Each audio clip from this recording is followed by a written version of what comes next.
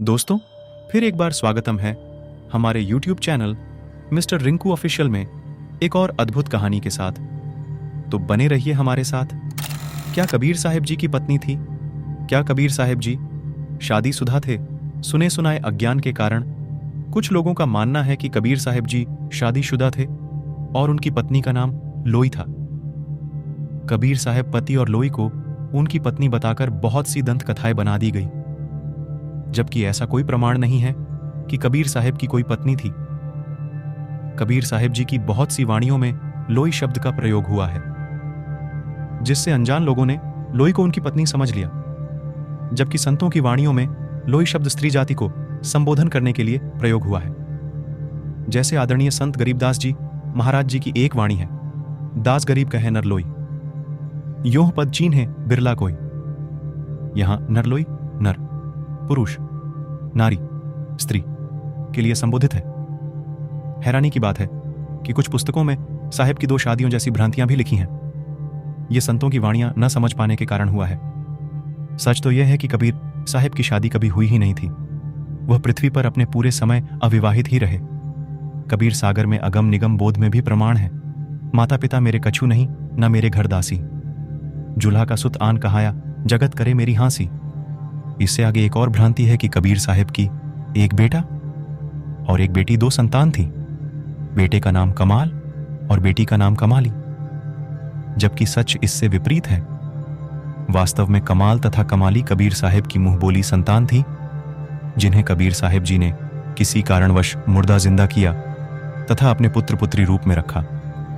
इसके पीछे कारण था कि कबीर साहब जी ने यह बात भी प्रमाणित की कि घर परिवार में रहकर बच्चों का पालन पोषण करते हुए भी भक्ति की जा सकती है।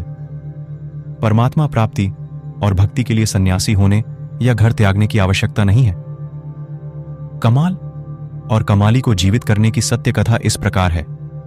मृत लड़के कमाल को जीवित करना दिल्ली के बादशाह सिकंदर लोदी को एक भयंकर जलन का रोग हो गया था, जो किसी भी प्रकार ठीक नहीं हो पाया। अंततः वह रोग कबीर साहब जी के आशीर्वाद मात्र से ठीक हो गया था तथा एक बार स्वामी रामानंद जी ने बादशाह सिकंदर को मांसाहारी मुसलमान होने के कारण अपने आश्रम में आने से मना कर दिया था। इस पर बादशाह सिकंदर लोदी ने धर्म भेदभाव की बात सुनकर स्वामी रामानंद जी, जो कबीर जी के गुरु थे, की गदर्न पर तलवार मारकर गदर्न धड़ से अलग कर दी, यानी कत्ल कर दिया। परमेश्वर कबीर जी ने बादशाह सिकंदर लोधी और अनेकों अन्य लोगों के सामने स्वामी रामानंद को जीवित कर दिया। ऐसी ऐसी अन्य कई लीलाएं देखकर राजा सिकंदर लोधी ने कबीर साहिब जी का शिष्यत्व ग्रहण कर लिया था, जिस कारण से उनका धामिर्क पीर शेख तकी राजा से मुंह चिढ़ाए फिर रहा था। राजा को डर हो गया कि यह मुसलमानों को मेरे खिलाफ भड़का देगा। राजा ने शेख तकी से कहा कि आप कैसे प्रसन्न होंगे? शेख तकी ने कहा कि मैं तब प्रसन्न होऊंगा जब मेरे सामने यह कबीर कोई मुर्दा जीवित कर दे। कबीर साहब से प्रार्थना हुई तो कबीर साहब ने कहा कि ठीक है।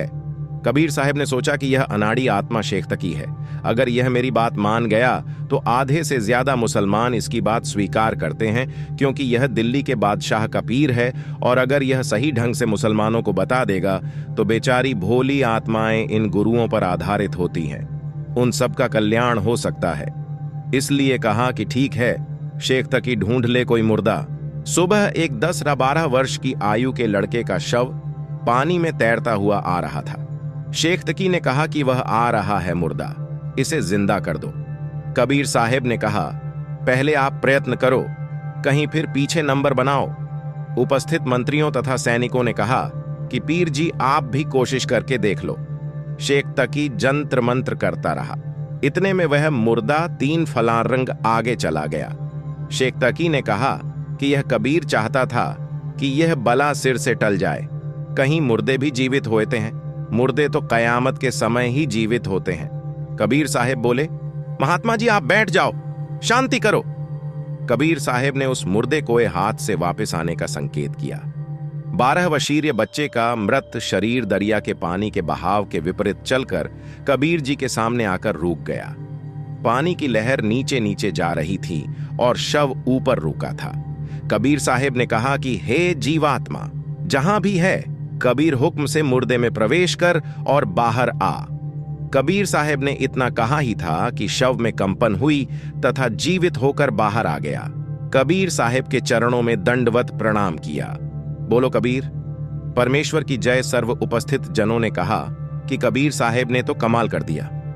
उस लड़के का नाम कमाल रख दिया। लड़के को अपने साथ रखा, अपने बच्चे की तरह पालन पोषण किया और दीक्षा दी। उसके बाद दिल्ली में आ गए। सभी को पता चला कि यह लड़का जो इनके साथ है, यह परमेश्वर कबीर साहब ने जीवित किया है। दूर तक बात फैल गई। शेख तकी की तो मासी मर गई। सोचा यह कबीर अच्छा दुश्मन हुआ, इसकी तो और ज्यादा महिमा हो गई। शेख तकी की ईर्ष्या बढ़ती ही चली गई।